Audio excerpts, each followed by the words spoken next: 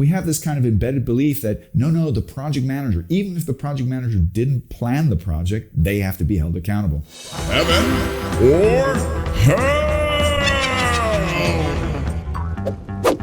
Hi, this is your project management cowboy coming back to you with another edition of Project Heaven or Hell. We like to look back in history and find interesting stories, and one of the stories that I kind of can associate with is the concept of the whipping boy.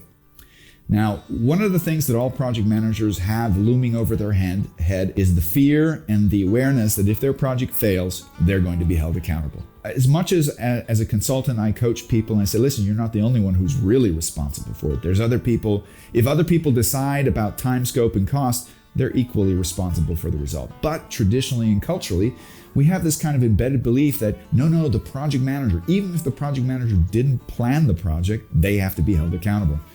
And I said, where does this come from? And I did some research and I found out this is deeply embedded in our social DNA, regardless of what culture you look at, okay? Whether it be the fall guy, the scapegoat, the whipping boy, the hand puppet. The hand puppet is, I often say, modern project managers are like hand puppets. They have somebody else's hand, some decision maker's hand up their skirt. And they do the talking and the moving. And if the puppet does or says something that you don't like, you take it off and you throw it to the ground and you step on it, which is kind of this concept of whipping boy. Well, this goes back hundreds, if not thousands of years.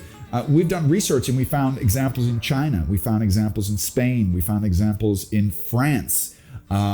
Where the Louis XIV had when he was a young child and he was being tutored by his teachers and he misbehaved, he had the son of a servant that worked for him who used to get the beating for him.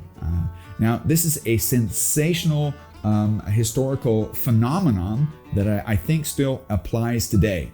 What's the message or the lesson learned out of this historical example? Don't be a whipping boy, okay?